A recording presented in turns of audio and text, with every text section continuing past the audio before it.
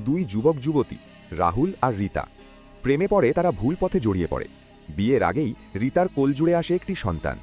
সমাজের ভয়ে, লজ্জার চাপে এক অমানবিক সিদ্ধান্ত নেয় তারা। গভীর রাতে কাঁদতে থাকা নবজাতককে নদীর জলে ভাসিয়ে দেয়। কিন্তু সেদিনই নদীতে ডুব দিচ্ছিল এক দরিদ্র ডুবুরি। হঠাৎ তার কানে আসে শিশুর কান্না। সে দ্রুত এগিয়ে গিয়ে ছোট্ট শিশুটিকে বাঁচায়। নিজের সন্তান না হয়েও, নিজের রক্ত না হয়েও বুকের সমস্ত ভালোবাসা ঢেলে মানুষ করতে থাকে তাকে। অভাব ছিল, কষ্ট ছিল, কিন্তু মায়ার অভাব ছিল না। বছর কেটে যায়। সেই শিশুটি বড় হয়ে পড়াশোনায় প্রথম স্থান অধিকার করে। চারদিকে তার সুনাম ছড়িয়ে পড়ে। মানুষ বলে ডুবুরির ছেলে একদিন বড় মানুষ হবে। এদিকে রাহুল আর রীতার বিয়ে হলেও তাদের কোল শূন্যই থেকে যায়। একদিন হঠাৎ তাদের দেখা হয় সেই ডুবুরির সঙ্গে।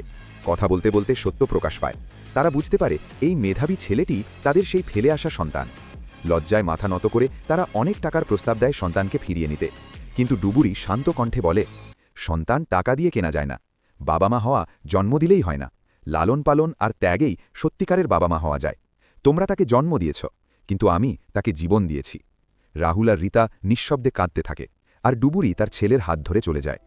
শিক্ষা: ভুলের মূল্য একদিন না একদিন দিতেই হয়।